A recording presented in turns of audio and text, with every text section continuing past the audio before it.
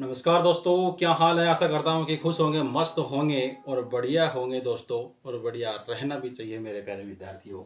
देखिए दोस्तों, आज बात करेंगे हम गणेश्वर सभ्यता की कि गणेश्वर सभ्यता कहाँ विकसित हुई थी, किस जिले में है ये, पहले किस जिले में थी, इसका उत्खनन किसने करवाया था दोस्तों, खोज किसने की थी, कब की थी। इस प्रकार से इनकी अनेक चर्चाएं आज के लेक्चर में हम करने को जा रहे हैं। इससे पहले हमने, अगर आपने नहीं देखी तो, कालीबंगा है, हाड़ है, कालीबंगा सभ्यता थी, आहड़ थी, बैराट थी, उनकी चर्चा हमने कर ली थी। देखिए दोस्तों, आपका अपना हिस्ट्री पॉइंट झुंझुनू के ऊपर हार्दिक अभिनंदन और स्वागत है दोस्तों। आगे बात करते हैं सबसे पहले गणेश्वर सभ्यता की। गणेश्वर सभ्यता की स्थिति हमने जैसे पिछले लेक्चर में देखी थी कि गणेश्वर सभ्यता जैसे कालीबंगा की हमने देख ली थी स्थिति, हनुमानगढ़ में बैराट है वो जयपुर में है, आहड़ उदयपुर में। उसी प्रकार से गणेश्वर कहाँ होगी, पहले नीम का थाना सीकर में थी, लेकिन आज केवल और केवल नीम का थाना जिला करना आपको कहाँ करना है। देखिए दोस्तों, गणेश्वर सभ्यता की स्थिति के बारे में अगर देखें कि गणेश्वर सभ्यता की स्थिति कहाँ है, अपने राजस्थान के मैप में अगर देखें तो, राजस्थान के मैप में अगर देखें तो गणेश्वर सभ्यता कहाँ है वर्तमान में, तो गणेश्वर सभ्यता नीम का थाना।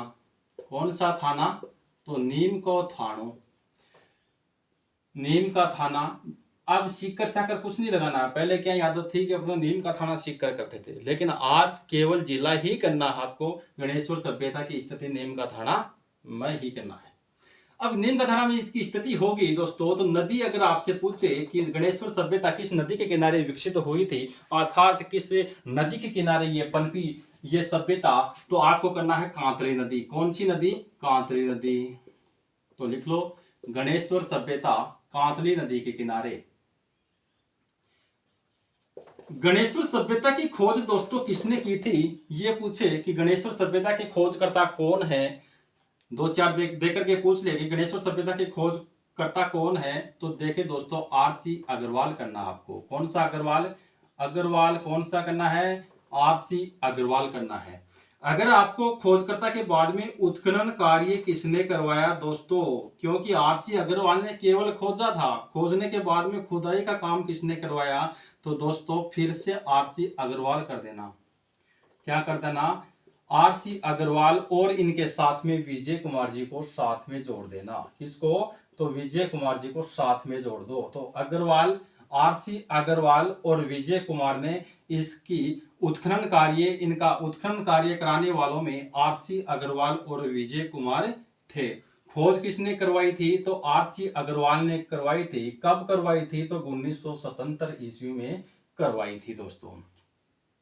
इतनी चर्चा करने के पश्चात हम ये देखें कि गणेश्वर सभ्यता अर्थात ताम्र युगीन सभ्यता का प्रारंभ जो है किस सभ्यता से हुआ था दोस्तों। ताम्र युग का प्रारंभ किस सभ्यता से माना जाता है, तो आपको करना है केवल और केवल गणेश्वर सभ्यता। तो प्रारंभ अगर आपको पूछे, प्रारंभ अगर आपसे पूछे कि गणेश्वर सभ्यता का प्रारंभ कहां से माना जाता है, तो प्रारंभ है वो गणेश्वर सभ्यता से माना जाता है। किसका प्रारंभ है, ताम्र युग का प्रारंभ। ताम्र युग का प्रारंभ गणेश्वर सभ्यता से, गणेश्वर से माना जाता है दोस्तों। जब ताम्र युग का प्रारंभ गणेश्वर से माना जाता है, तो दोस्तों ये युगीन कौन सी होगी, यानी कि गणेश्वर सभ्यता किस युग की थी। अगर आपको पूछे कि गणेश्वर सभ्यता जैसे कालीबंगा सभ्यता थी वो कांस्य युगीन थी, बैराठ लोह युगीन थी, आहड़ ताम्र युगीन थी, उसी प्रकार से गणेश्वर सभ्यता भी ताम्र युगीन थी। कौन सी युगीन थी, ताम्र युग की सभ्यता थी दोस्तों। अब आगे चर्चा करें दोस्तों कि ये सभ्यता है, ये सभ्यता ताम्र युगीन क्यों मानी जाती है। अर्थात ताम्र युगीन जो सभ्यताओं की जननी किसे कहा जाता है, तो गणेश्वर सभ्यता को ताम्र युग की जननी कहा जाता है। तो लिख लो, ताम्र युग की जननी अगर आपको पूछे, ताम्र युग की जननी अगर आपको पूछे, तो आपको करना है गणेश्वर सभ्यता। कौन सी सभ्यता, गणेश्वर सभ्यता, नीम का थाना दोस्तों। अब अगर पूछा जाए कि प्राक हड़प्पा यानी हड़प्पा से भी पहले, एक तो होता है प्राक हड़प्पा, एक हड़प्पा, और एक होता है उत्तर हड़प्पा। प्राक हड़प्पा यानी हड़प्पा से पहले, हड़प्पा से पूर्व, और हड़प्पा यानी हड़प्पा के समकालीन। अकॉर्डिंग हड़प्पा के समकालीन, और हड़प्पा उत्तर हड़प्पा यानी हड़प्पा के बाद की सभ्यता। तो ये सभ्यता कौन सी थी? अपनी गणेश्वर जो सभ्यता है ये प्राक हड़प्पा सभ्यता मानी जाती है। कौन सी हड़प्पा? तो प्राक हड़प्पा सभ्यता अगर आपको पूछे कि प्राक प्राक हड़प्पा जो सभ्यता है वो कौन सी सभ्यता है, तो गणेश्वर सभ्यता करना है आपको। कौन सी करना है? गणेश्वर सभ्यता। तो प्राक हड़प्पा सभ्यता कौन सी सभ्यता मानी जाती है? तो गणेश्वर सभ्यता ही मानी जाएगी। कौन सी? गणेश्वर सभ्यता ही मानी जाएगी दोस्तों।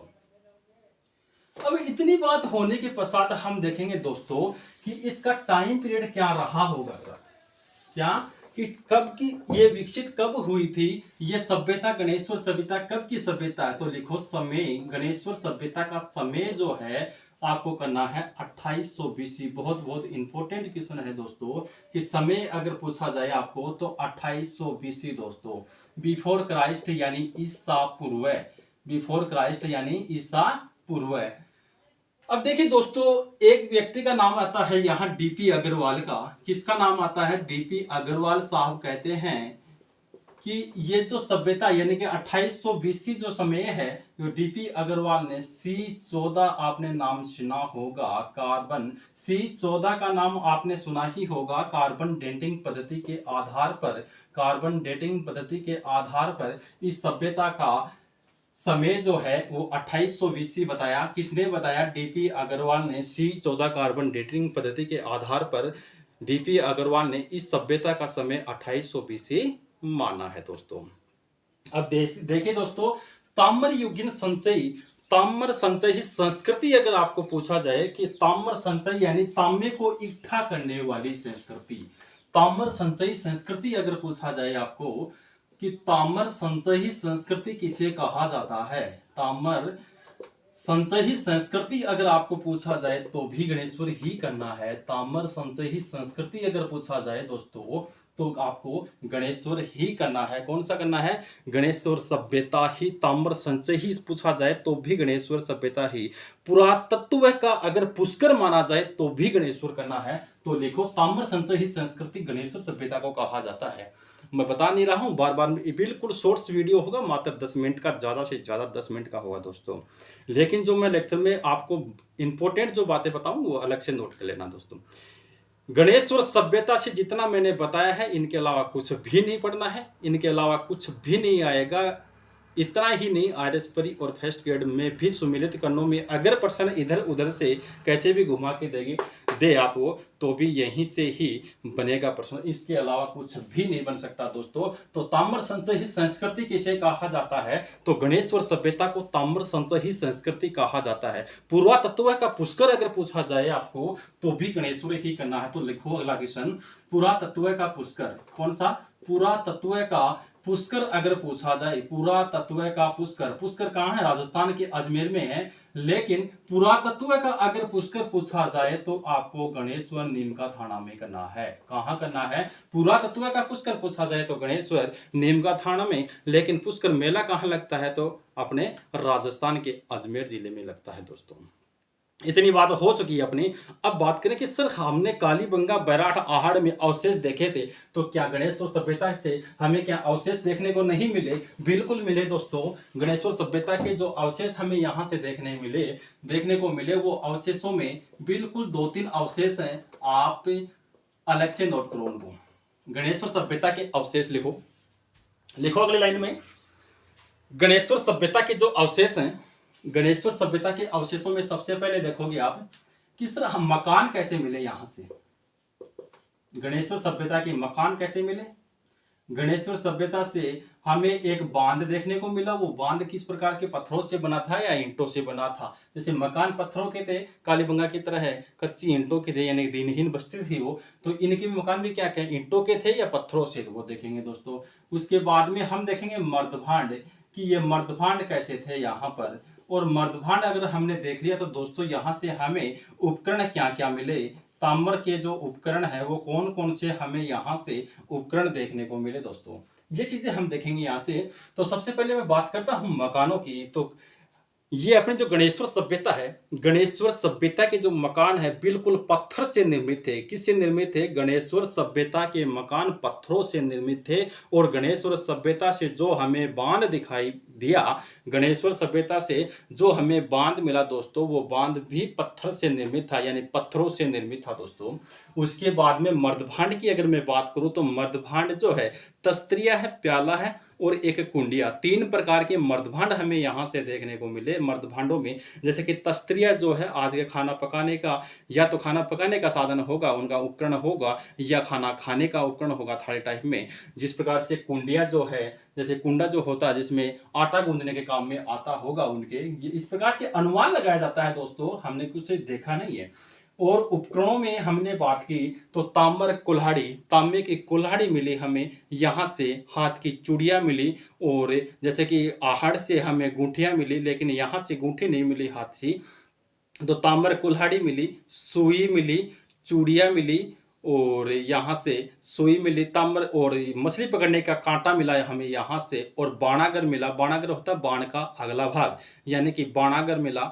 ये चीज़ें हमें यहाँ से उपकरणों में मिली दोस्तों। तो मैं फिर से कह रहा हूँ, मकान जो है तो लिखो, तो गणेश्वर सभ्यता के जो अवशेषों में मकान है वो पत्थरों से निर्मित थे। किससे निर्मित थे दोस्तों? तो पत्थरों से निर्मित थे। लिखो, पत्थरों से निर्मित।